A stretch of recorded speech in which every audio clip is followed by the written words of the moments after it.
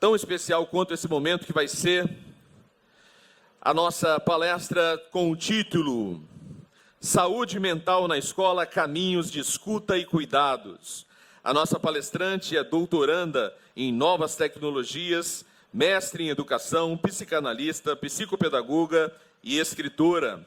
Possui formação em psicanálise, mestre em Educação pela Universidade de Tuiuti, do Paraná, docência no ensino superior pelo Centro Universitário Newton Paiva, teoria psicanalítica pela UFMG e psicopedagogia pelo Centro Universitário de Belo Horizonte.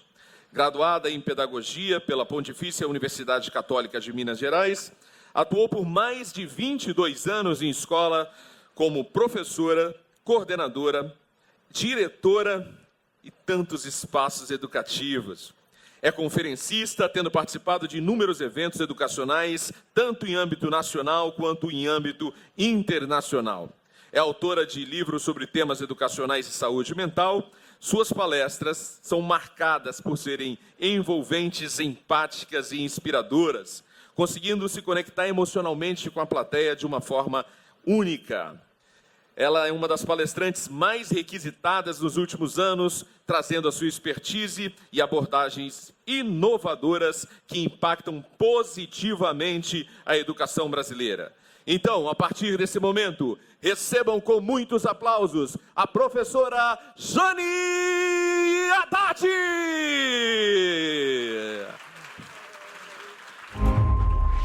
Sucesso!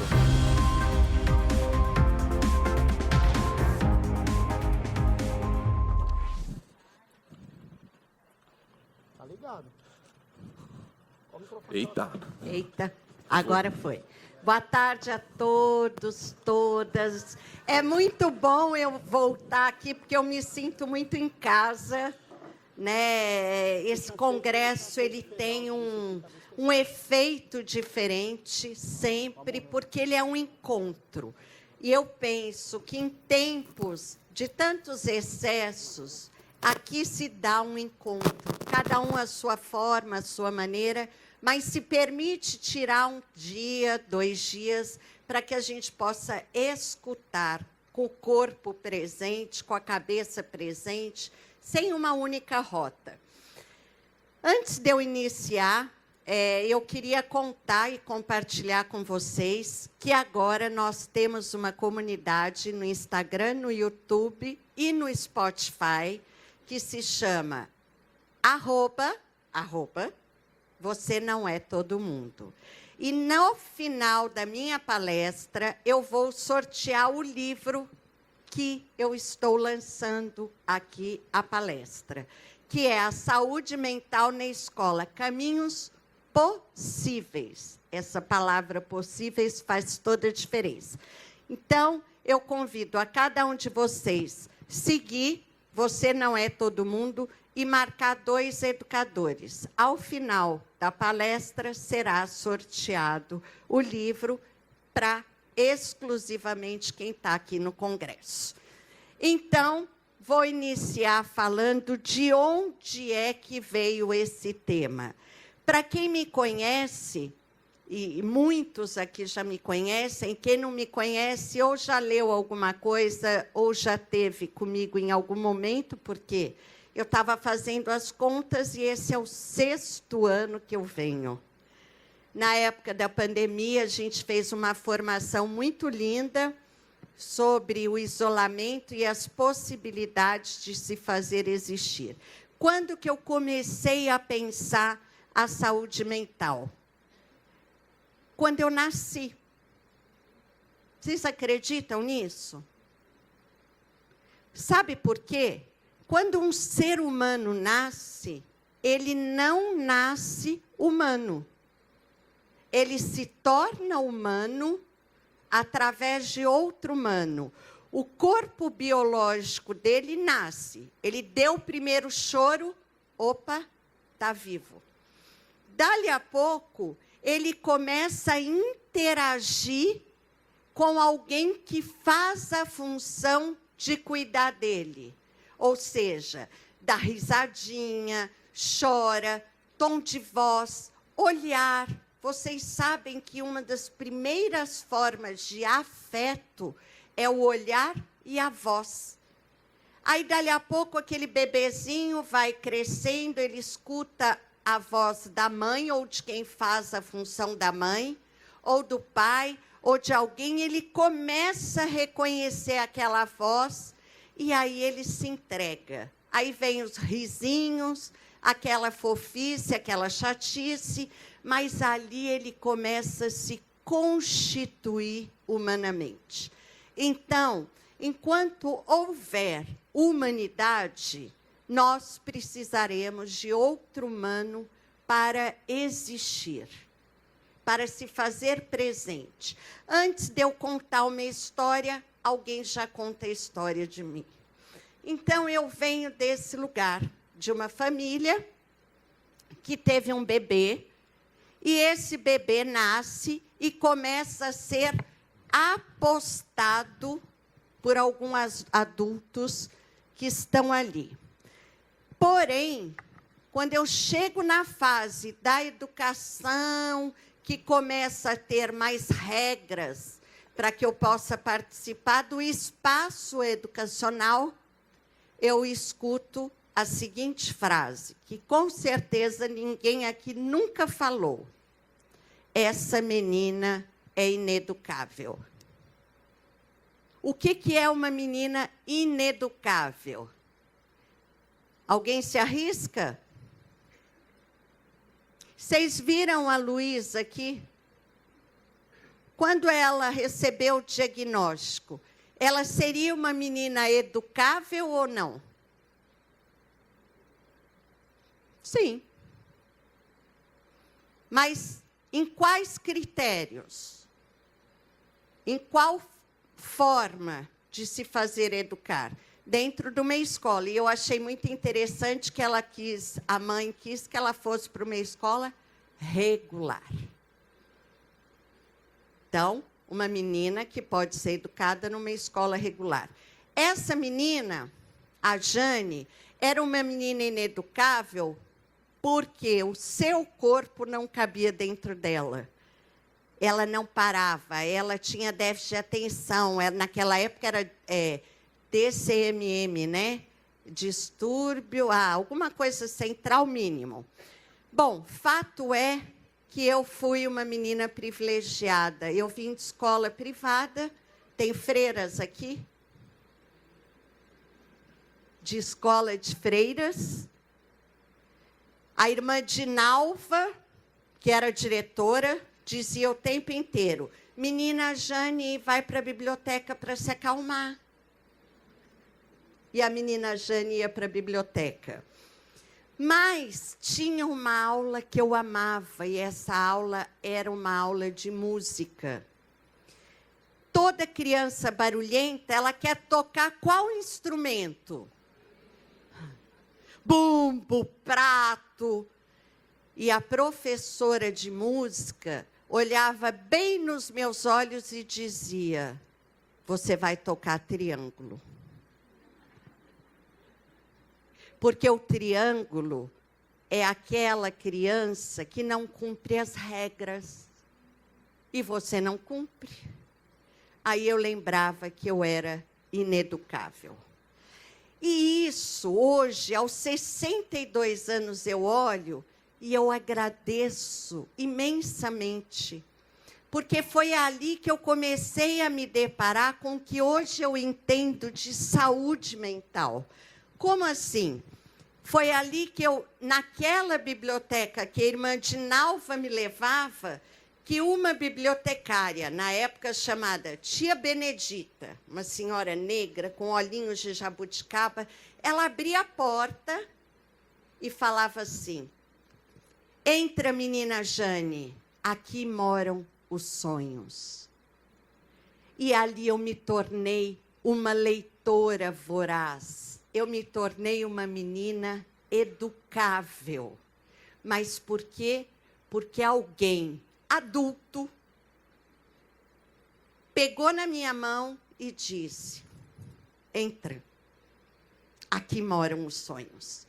E esse foi o meu primeiro livro infantil, que é um recorte da minha história infantil.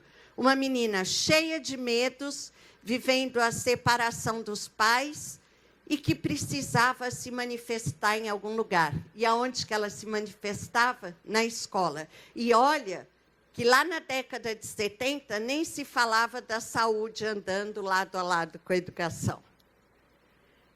Mas ali alguém já conseguia olhar para aquele bebê que foi apostado e que ali, num processo de alfabetização, num processo de inserção social, foi olhado para além do seu sintoma. Bom, então, por que eu estou dizendo isso? Porque lá na primeira etapa da minha vida, 7, 14 anos, que eu entrei na adolescência, de novo eu deparo com a saúde mental.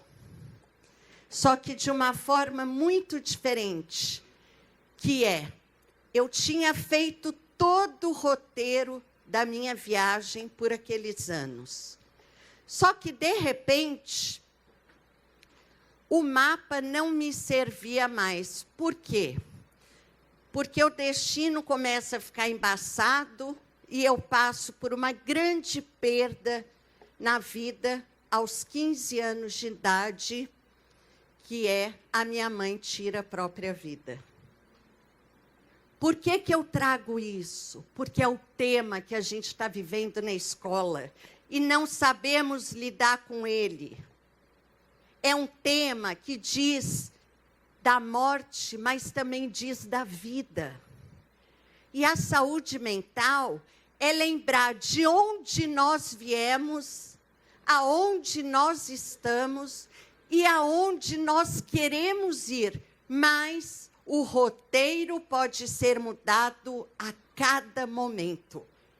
E a escola não está preparada ainda para isso.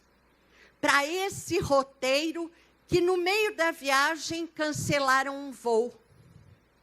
Que, no meio da viagem, esqueceram de fazer uma reserva do hotel.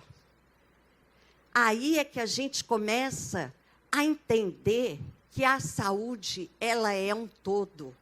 Ela é mental, ela é psíquica, ela é física, ela é espiritual, porque a crença é importante. Eu estudava em escola religiosa. Então, esse aparato que trouxe uma pergunta que hoje eu consigo elaborar no meu doutorado, que é: quem matamos quando matamos a nós mesmos? Muitas vezes, a gente mata os alunos, os professores, os gestores, diariamente, porque a gente se perde do que a gente é. Então, todo lugar que a gente vai falar, nós temos que falar de onde nós viemos, independente da sua história. A saúde mental é lembrar que você pertence a algum lugar. Quando o bebê nasce, ele não vive se alguém não olhar para ele. Então, alguém desejou ele. Alguém apostou nele. Lá na escola, a tia Benedita apostou. Lá no final, nos anos iniciais, no ensino médio, na universidade, quem está apostando em quem? É sobre isso que a gente tem que falar. As histórias são como os espelhos do mundo. Hoje, nas entrevistas, todos os jornalistas perguntavam: mas o que está acontecendo na escola? Eu falei: o que está acontecendo no mundo. Fato. A escola, ela é espelho da sociedade. Está dentro da escola. De pós-pandemia para cá, é que a gente começou a entender que, para eu aprender, para eu fazer uma avaliação, para eu escolher uma profissão, eu tenho que lidar com as minhas emoções. O mínimo que eu tenho que fazer é dar nome para elas. Mas como que eu vou dar nome se eu não sei? Lembra que na viagem a gente sempre tem que organizar uma bússola. E é isso que a gente está fazendo hoje. A IA, né? Eu assisti o Walter e adoro ele, mas a IA, para ser um instrumento para a gente, primeiro nós vamos ter que nos alfabetizar e letrar emocionalmente para que a gente não seja capturado por algoritmos que sabem o que eles querem da gente, coisa que a gente ainda nem sabe, né? Então, nós, enquanto gestores e professores, temos que nos letrar primeiro.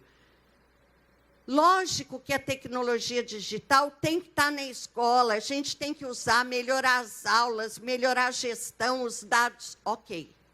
Mas o que é que nós vamos fazer ainda com o humano que está lá dentro? Com o humano que vem de uma família que trabalha 15 horas e ainda fala, olhando nos seus olhos, de modo fofo, que ela trabalha 15 horas para dar tudo que o filho quer. Não é? Lembra do Olaf? Vocês assistiram? Frozen? O que o Olaf fazia quando ele se via em apuros? Né? Então, quando uma mãe chega para você e fala que tem que trabalhar 15 horas para poder fazer a festa de 15 anos que a filha quer, a gente só faz assim. Sem juízo de valor, mas também com a lucidez de que saúde mental nós estamos falando. Por que eu falo isso? Porque viver é uma aposta, mas nunca sabemos contra quem ou a favor de quem a gente está apostando. Esse é o maior lema da vida. Ah, mas o sofrimento na escola. Quem falou que a vida não tem sofrimento? Mas é plenitude. Gente, plenitude é um estado. Não é à toa que a gente medita, fica plena, volta para a vida corrida, desplena, tudo de novo. Não é? Vocês já viram agora o abraço de borboleta? Ah, gente, não, que mundo que vocês vivem? Gente, chegou a família estressadíssima, você está plena, dali a pouco você vai, abracinho de borboleta que o TikTok está ensinando. Eu nem tenho TikTok. É assim, ó.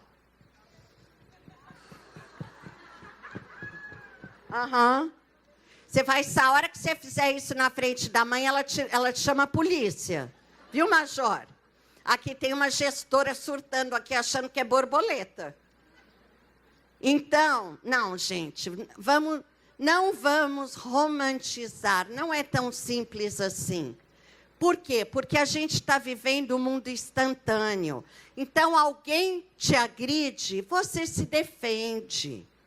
Por que eu acredito na escuta? Porque quando eu escuto o outro, sem juízo de valor, eu desarmo o outro.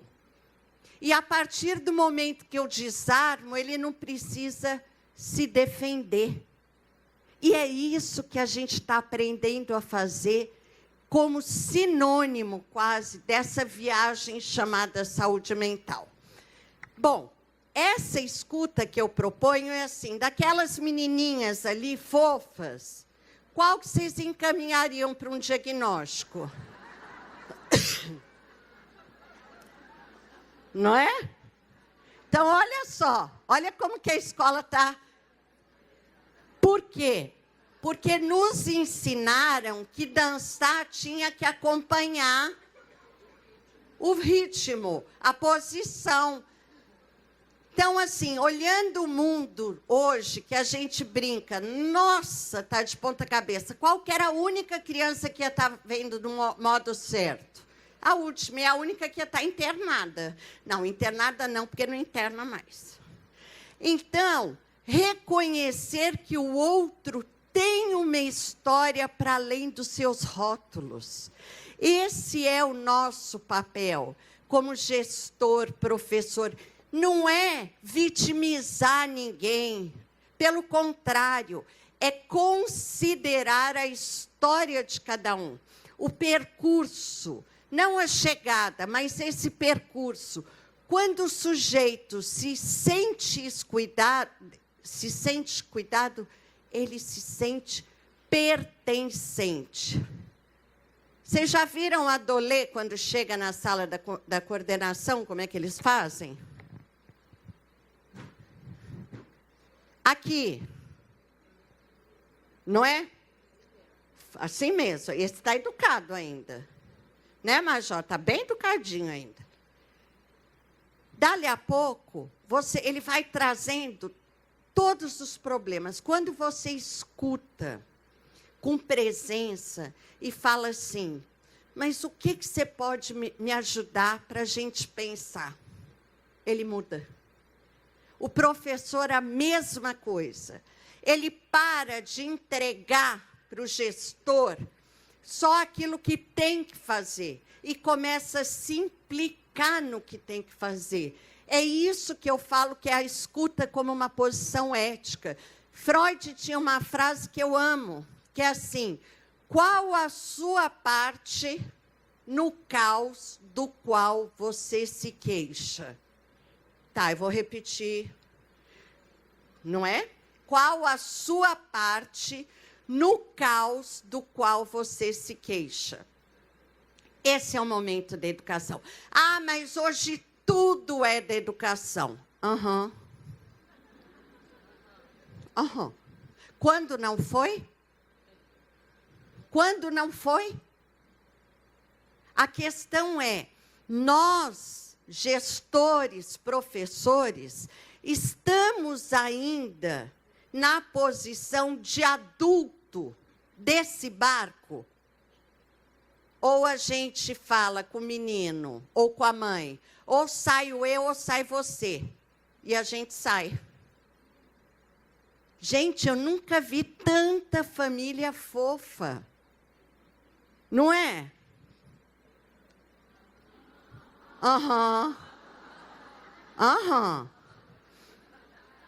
É isso. É exato. Agora, se eu vou assim, ó, estou na sala dos profs, eu e a colega, e ela tem uma reunião com a mãe e com a coordenadora do filho. Aí chega as duas na reunião e uma começa assim, ó. Já viu quem está lá embaixo? E, ó, tá com uma cara que hoje você não sai viva daqui. Hoje ela está surtada, as pupilas dela estão até assim, ó. Como que essa professora vai para essa reunião? Primeiro, ela leva todas as anotações que ela fez do aluno. A mãe começa a falar alguma coisa. Ah, é? Mas peraí, ó. Não trouxe o dever tal, colou na prova, fez isso, fez aquilo, fez... Ah, mas também vocês trocaram de professor quantas vezes esse ano? Só 3 aqui da sua unidade já estão internados. Onde que está isso tudo? Na seita da escola. Qual que é a seita? Qual que é a seita da escola? O grupo de WhatsApp. Uai, gente, nós estamos em outro mundo, bem. Então, quanto mais a gente entra nessa posição, pior é. E aí, as crianças, os adolescentes, os jovens, que estão lá na universidade, que não estão diferentes, está tudo perdido. Medicado, transtornado. Professor não quer trabalhar. Mas, gente, cá entre nós, o não trabalhar é uma virtude muito dos tempos atuais. Né? Que é o quê? Eu vou ser influencer. Não, mas eu influencio para tudo, minha filha. É para tóxico, para tudo. Porque essa ideia, o encurtamento do caminho, aprender dói. Viver dói, não ir botecar todo dia dói. Lá em Minas a gente fala botecar, né? Porque é o lugar que tem mais boteco, gente. Então, a saúde mental na escola, e o caminho possível é esse: recalcular a rota sempre que necessário, tendo como foco pessoas que sejam humanas e façam uso das tecnologias artificiais, fundamentais, a seu favor. Entender isso é entender que o planejamento, o roteiro, o destino, o currículo, tudo pode falhar, menos a relação humana. E se falhar, pede desculpas, volta atrás, reveja sua prática. Avaliação é isso. O tal, aquela palavrinha bonita que todo mundo gosta.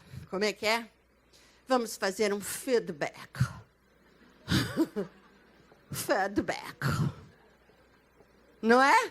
Ok. Feedback. Mas vamos devolver aqui. Então, entender essa ideia da saúde mental é uma viagem que ganha outro sentido. Você separou, o professor está lá, separou, está fazendo o luto do filho. Tudo isso é acolhimento. Antes, a escola não olhava para isso. Hoje ela olha, que bom. Agora, não vitimizando. O que acontece? Eu penso muito o percurso, né? Onde eu saí, onde eu estou, onde eu quero chegar. Da dor, o estudo. Do estudo, uma escuta. Que a dor te ensine a escutar a dor do outro com muito mais empatia. Da escuta ao cuidado. Nesse momento, eu vou mudar a avaliação dessa criança. Ela acabou de perder o pai. Mas o protocolo diz que não pode. Caso a caso, é a escola das humanidades. De cada estatística tem uma história. Quais são as habilidades, as competências, as potencialidades, mas também os nós que precisam. Eu, há 5 anos, me inaugurei como avó. Esse negócio aqui está roubando meu tempo. Há 5 anos eu me inaugurei como avó e estava contando para Camila e o Roberto que eu fui na reunião da escola da minha neta, que ela vai passar da educação infantil para a 1ª série. Gente, eu fiquei no modo fofo 40 minutos da reunião. Modo fofo é modo Olaf. Aí teve uma hora que não deu mais para ficar no modo fofo, porque ela vai para a 1ª série. A reunião foi aberta com o Enem.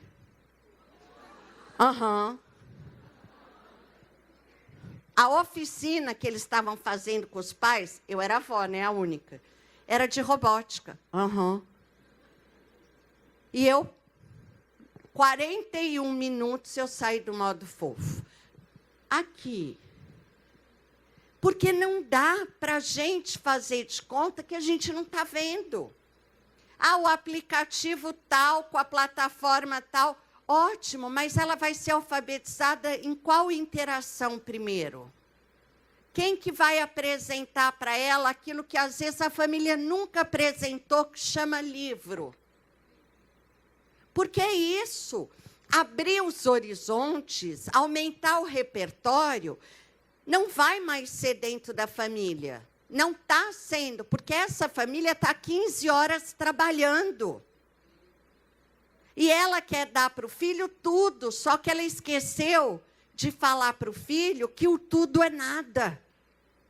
E esse nada vai aparecer na primeira relaçãozinha que ela tiver problema lá na escola, ou na primeira dura que um professor for dar. Então, o professor, o gestor, ele tem que lembrar o que ele quer, o que ele acredita, sem vitimização, sem ser sofredor do universo. Todos nós estamos aqui sofrendo. Vocês já chegaram em operadora de celular pessoalmente? Vocês morrem de saudades da escola. Porque a pessoa vira para você, eu vou estar anotando. Não, bem, eu estou aqui. Né? Então, assim, não tem uma interação humana. E qual que é essa escola? É a escola que passa por 2 grandes momentos. Se a gente está aqui, é porque a gente sobreviveu a 2 grandes momentos enquanto instituição. Primeiro, mais ou menos a década de 2010, quando o smartphone chega aqui no Brasil, esse que a gente faz, 2013, que é a câmera frontal, que a gente começa a ver um declínio da saúde mental das meninas e das mulheres, e 2020, quando a gente é pego pela pandemia. A partir dali, todo mundo virou especialista em saúde mental. Todo mundo. Mas ninguém entendendo o que é a saúde mental. E a saúde mental é lembrar a cada um de nós as 3 fontes de sofrimento do ser humano. Isso Freud escreveu num texto em 1930. Pós-guerra, o mal-estar na civilização. Você quer viver em sociedade? Seja bem-vindo, mas você vai sofrer. Como? O progresso sempre cobra um preço que nem sempre a gente consegue pagar. Olha lá, a experiência do Covid. Antes, bisavô, avô, pai viveram o quê? Guerras, pestes. O que a gente sabe são resíduos. Nós que estamos aqui e sobrevivemos, vivemos a experiência do Covid. Ah, foi isso, foi conspiração. Ninguém sabe. Fato é que durante 2 anos nós ficamos presos dentro de casa e nos reinventando através da tecnologia digital. Ou seja, os 2 dão uma boa dupla. Não vamos demonizar, mas também não vamos romantizar. A segunda ferida de sofrimento é envelhecer dói. Não para a Roberta, né, gente? Que a Roberta é um desaforo, humanidade. Mas a experiência de dor, de perder os movimentos, de ver que a gente já não aguenta fazer o que a gente aguentava, de ver que a gente não consegue mais trabalhar 3 turnos, só 2,5, né? Então, e o terceiro que a escola depara diariamente, que é a fragilidade das relações humanas. E a escola, gente, ela é um prato cheio para fragilidades. Ah, você viu a cara da irmã hoje? Está felizinha. Por quê? Porque ela aprovou o projeto da prof, do 5º ano. Uai, mas não era o meu? Não, bem, o seu dançou. A gente sempre tem uma história para contar. Mas a minha pergunta é, hoje, por que a gente conta a história de todo mundo menos a nossa? Ninguém quer escutar. Então, eu sempre estou falando do outro e nunca olhando para mim. O que é uma pessoa que se conecta 5 horas do dia? É uma forma de se desconectar de si. Aí vem o mindfulness e diz, foca e respira. Abraço de borboleta. Bota meditação. Mas a gente tem que aprender o estado de presença. É diariamente, é com o conflito, é com o bicho pegando fogo, é com o professor que passou mal, é com o pai que quer entrar na escola, enfim. Isso é viver em sociedade. Eu nunca questionei tanto os budistas, que eu acho que, assim, no desespero, eu vou ser budista. Eu sei que tem a sua função, mas não dá para ser budista na escola às 9h30 da manhã. Não dá, bem. A não ser que você esteja com muito tóxico. Né? Como diz, eu não vou pedir para abrir a bolsinha aqui para ver quem tem tarja. Não vou. Prometi para mim. Então, o que eu estou querendo dizer? Que ele oferece, naquela época, olha, o ser humano que quiser viver, ele tem 3 fontes de bem-estar. A primeira, distrações poderosas. Leitura, dança, música, estudos, satisfação substitutivas. Com o que é que você trabalha? Se você não se apaixona todos os dias pelo que você trabalha, como diz lá no filme Tropa de Elite, pede para sair. Porque não tem jeito de ter outro caminho. E o terceiro é substâncias entorpecentes que nos tornam invisíveis à dor de existir. Então, 3 feridas de sofrimento e 3 substitutos. Aqui toda esse mapa diz da formação da educação no século XXI. Sofrer faz parte da vida. Como sofrer é a grande questão. Então, trabalhar com esse tripé, o mal-estar vai incomodar, mas a partir dele, o que eu preciso ver?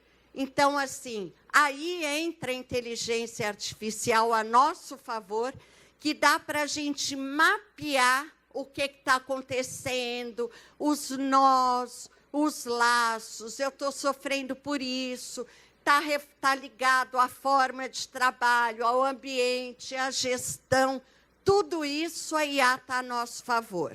E o sintoma é algo que sinaliza que alguma coisa pode acontecer. Não é do nada, fulano surtou e bateu em todo mundo. Fulano não surtou do nada. Ele já vinha dando sinais. Só que esses sinais passam desapercebidos pela educação. Então, o sofrimento, ele é um caminho possível de escuta e cuidado. Ele aparece justamente no intervalo da nota, no intervalo da prova zerada, no intervalo do professor que só pega atestado na rede privada, porque isso acontece, né? Ou o contrário. O planejamento é exatamente aquilo que nos escapa. Eu falo muito que na escola contemporânea a gente tem que criar, desde alunos até gestão, um comitê de assuntos emergentes.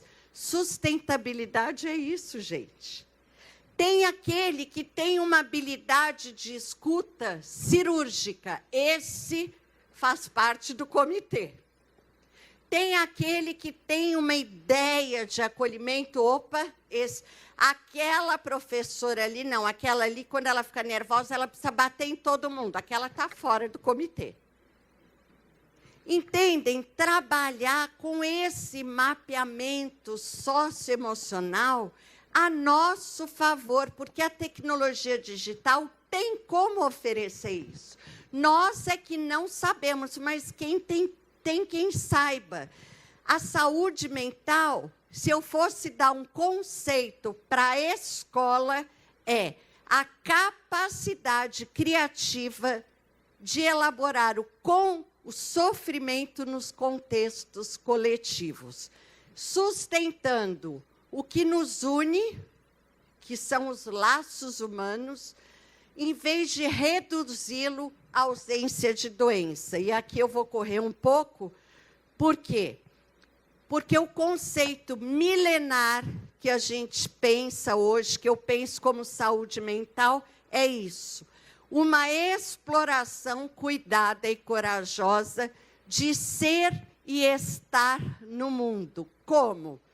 A sua história pessoal, os valores que são inegociáveis na sua vida, o talento de cada um da sua equipe, o seu, o desejo que faz você todos os dias acordar e querer continuar na educação, e quais são os seus gatilhos emocionais.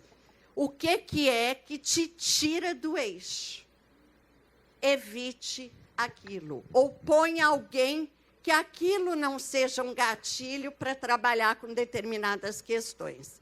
Reconhecer que o sofrimento é parte da saúde mental é entender que os algoritmos conseguem saber o que a gente quer e ainda não sabe que quer.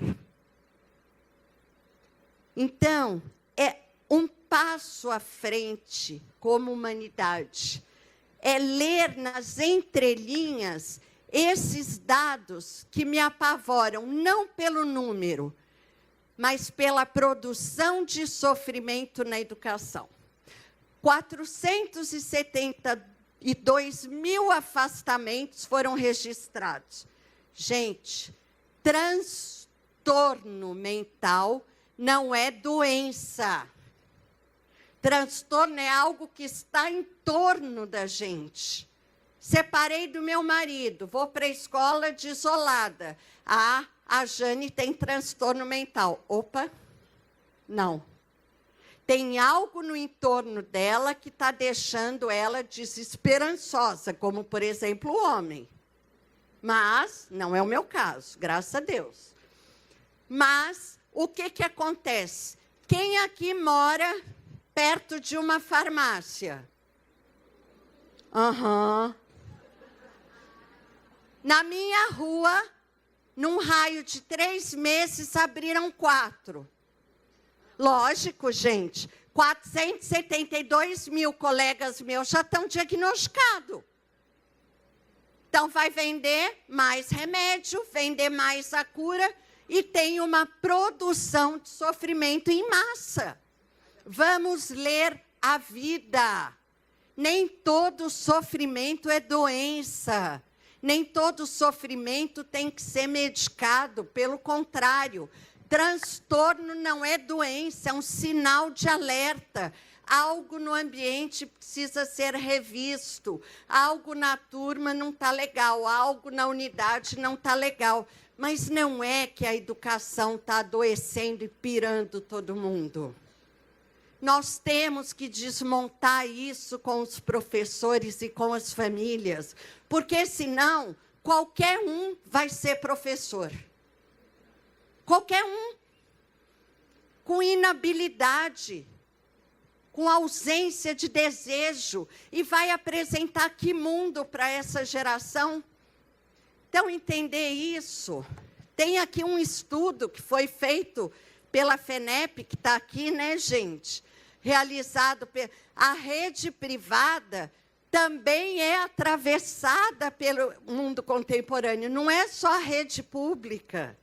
Entender que todos nós estamos atravessados por esse momento. Entender, principalmente, que sofrimento psicológico todos nós temos. A grande pergunta é como vamos lidar com eles. A rede privada traz esses dados para que cada gestor, cada unidade trabalhe. Pressão por resultado. Sabe o que me levantou uma formiguinha? Que as escolas mais produtivas são as que têm mais sofrimento. Então, é a forma de gestar. É só sobre isso, a forma de cobrar, as demandas socioemocionais. Por quê? Porque a ansiedade, o Brasil é o 3º país. Mas a ansiedade, como todo mundo apresentou aqui, ela está ou no passado, que a gente pode dizer que é mais um estado melancólico, ou no futuro, que eu tenho todo o planejamento na mão, mas algo pode acontecer. E pode. Esse é o presente. Os estudos apontam a prevalência elevada de sofrimento, ou pelo que passou e eu não fiz, ou pelo que está por vir e eu não fiz. E hoje, infelizmente, a educação está vivendo isso. Quase todas as pesquisas, os dados, têm nos mostrado que é fim de mundo. Que a geração que está aí não quer nada com nada. Mas eles querem, tanto é que quando você começa a mapear, o lugar que eles mais gostam de ir ainda é a escola. Então, trabalhar com essa ideia é trabalhar com a quebra de taxa de suicídio, que aumentou aos gritos, para quem quiser ouvir. E hoje, de manhã, o Walter falou muito da escola como abertura de janelas. E aí, isso não tem combinado com os dados que estão sendo gerados. Que você pergunta, às vezes, para a criança de 9 anos, e ela fala que ela não quer chegar no futuro. Então, trabalhar com isso é desmontar esse lugar de performar o tempo inteiro. Dar voz e vez, principalmente para o tempo de presença. O Rubem Alves tem um texto belíssimo, que boa parte de vocês já sabem, já ouviram, que chama Escutatória. Que ele fala que na educação sempre o incomodou de todo mundo querer fazer curso de oratória, mas ninguém de escutatória. E que aprender a escutar, a gente não aprende no livro, nem em palestra, nem em faculdade, a gente aprende na vida. Cada um vai escutar de alguma forma, mas o que a gente tem que entregar para a educação do século XX é escutar bonito. E escutar bonito é se fazer presente aonde você está, principalmente olhando para os professores que acompanharam a sua vida, apostando nos seus professores que estão nessa jornada com você, sabendo que a qualquer momento pode ter uma interrupção. Então, Alice, no famoso Alice no País das Maravilhas, quando encontra o gato, ela pergunta: como é que eu faço para sair daqui? E ele fala para ela: depende para onde você quer ir. Senão, qualquer caminho serve. Então, em pleno século XXI, qual o caminho que vocês querem? Entender a saúde mental como o fim do século, ou entender que a saúde mental vai nos permitir cuidar primeiro de mim para depois cuidar do outro? Por quê? Porque a indústria do sofrimento está produzindo adultos, crianças, idosos viciados nas suas próprias questões, sem poder compartilhar com o outro. E a pior dor que acontece na vida de alguém é a dor que não pode ser compartilhada.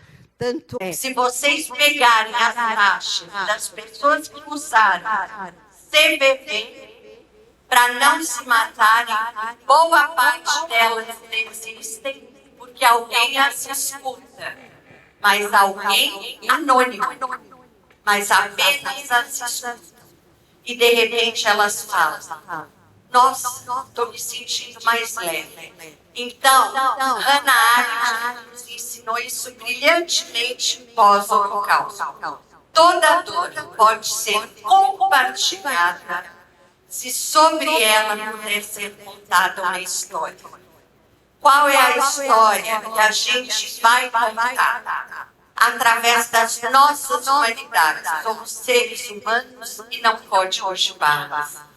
Principalmente, cuidar de quem cuida. Eu vou deixar essa apresentação, mas Tem um trabalho que a SPEC está fazendo, que é mapear e identificar o invisível, compreender o diagnóstico contínuo. Fulano tem determinado problema. Gente, vocês estão percebendo que na sua escola tem 2 filósofos?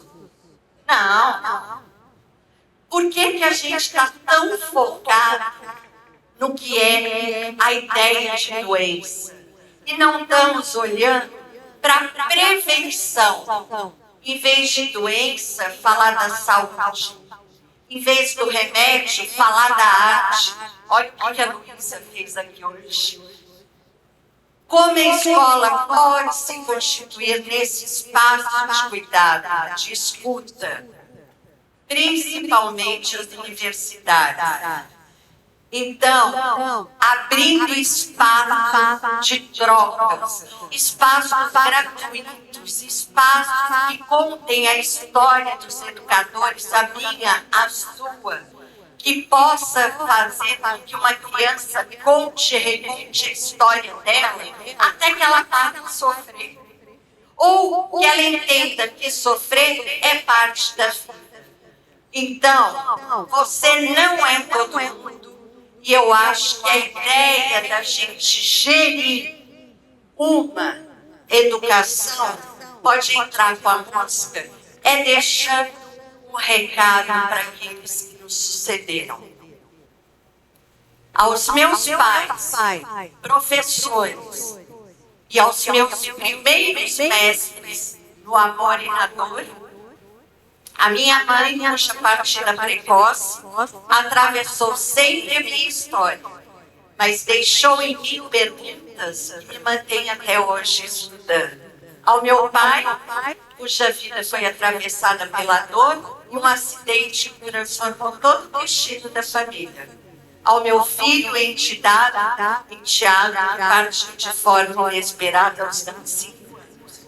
Mas principalmente a vida, a educação e a celebração de abrir o mundo para que cada um de nós possa falar, compartilhar música, mas a música que faz a gente sentir algo que nos transcende.